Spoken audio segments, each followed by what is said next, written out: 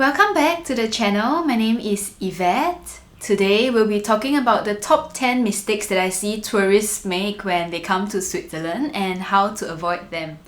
Without further ado, let's just get into it. The first common mistake is not budgeting well for your trip. Switzerland is the most expensive travel destination in Europe. It is important to plan ahead for activities and costs to create a budget that works for you. In major cities, the average cost of hotel per night is 180 to 200 Swiss francs. On average, a budget traveler can expect to spend around 100 to 150 Swiss francs per day, and a mid-range traveler can expect to spend about 200 to 300 Swiss francs. Remember, these are just average price ranges and it can fluctuate with the seasons and any special events that may be happening around the area. With all that's being said, you can still visit Switzerland on a budget and not break the bank in the process. I've made an in-depth video of all of my money saving tips over here.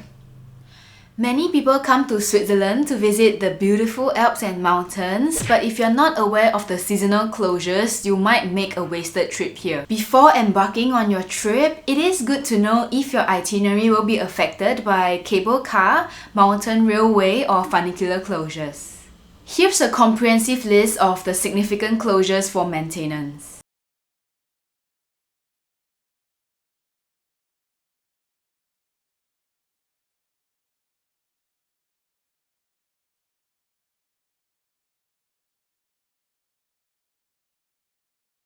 Transportation is one of the highest expenses in Switzerland. Getting the right Swiss travel pass is going to save you lots of money. I'm gonna link an in-depth video I've made on how to choose the right Swiss pass for you over here. Switzerland is still pretty much a cash-based society. I would highly recommend you bring some Swiss francs with you in case some places do not accept card payment. While euros are also accepted in most places, you might end up with unfavorable exchange rates at the restaurants or ATMs. Alternatively, you can also use multi-currency wallets such as Utrip and Revolut. This way, you can top up with any currencies you want from your bank account or your credit or debit card, whichever that's more convenient for you. Another common mistake I've seen tourists make is being underdressed. The weather in Switzerland is quite erratic, especially unpredictable when it comes to the shoulder seasons. I would recommend you to always check the weather using the Meteo Swiss app. Do not underestimate the weather, especially in the mountains. Temperatures can get quite chilly even in summer, so be sure to dress warmly with your heat tech, your winter coat, and good shoes. If you're planning to go up the Swiss Alps, always make sure to check the mountain peak webcams, as this can give you a good gauge of the weather. I had a friend who came to Switzerland in May. She went all the way up to Jungfrau just to see nothing but clouds and fog, and the ticket cost her a fortune, not to mention that she is severely underdressed for the weather, so it was just not a very pleasant experience, and this is a mistake that I would avoid at all costs. Nothing screams tourists more than dragging your luggages on cobblestone streets. You don't have to suffer like that. You can deposit all of your luggages at the train stations in Switzerland. This is especially convenient when you're waiting for the check-in to your hotel or when you are traveling in a city for a short period of time. You can find these luggage deposit services at majority of the train stations in Switzerland, but if there isn't one, for example in Gruyere, you can try the SBB travel centers or tourist offices. Just be polite and inquire with them prior to your visit. Walking through a Swiss city on a Sunday can feel like a ghost town where majority of the shops are closed, and when they are open on weekdays, they close pretty early by 7 p.m. For tourists that come from cities that never sleeps, this would come as a shock for you. Fret not, the town is not entirely dead, you just need to look in the right places, and I have curated a Sunday survival guide for you over here.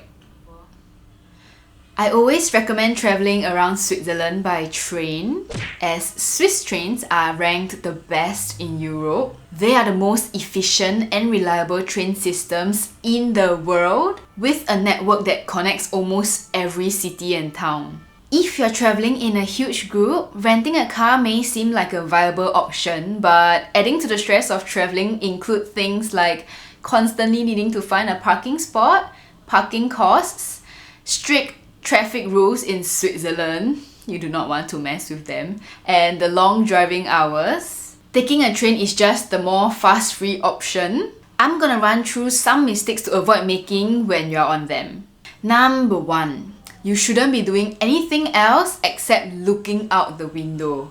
The views are just so amazing for you to have your eyes glued to your phone screen instead, and for me, the breathtaking train views are the special part about Switzerland. Number 2. Being too loud on trains. The Swiss values their peace and quiet. They speak softly on public transport. Many tourists tend to be really loud on trains. Just be mindful and respect others. Number 3. Going to the wrong train stations. There are many train stations that has similar names, such as the Interlaken OST, Interlaken West, Zurich Hauptbahnhof, Zurich Flughafen, Grindelwald and Grindelwald Terminal. You can avoid this mistake by downloading the SBB app or just use Google Maps to confirm the exact train station that you'll be going to. Going for a hike is one of the best things to do in Switzerland, but if you are not used to hiking, what's stated as a medium hike might just take your life. Well, that's what happened to me. One mistake to avoid when planning your hikes is to never take hiking websites at face value. What might seem like a medium hike to the Swiss might just be a hard hike for us beginners. For those who live far away from Europe, chances are you might be thinking of packing a Swiss trip together with neighboring European countries. That is a big mistake. Switzerland itself has so much to see and do that it is just not possible for you to experience it just within a couple of days. Minimally, you have to stay here for a week, but the best is 2 weeks where you could really explore each region in detail and even visit some of the hidden gems that are unique to Switzerland. Since you have already taken the 16-hour flight to come here, you might as well make the most of it. This is the top typical mistake I would try to avoid when I come to Switzerland. So, this is where I leave you. I hope this video helps. Don't forget to subscribe for more, and I'll see you in my next video. Bye!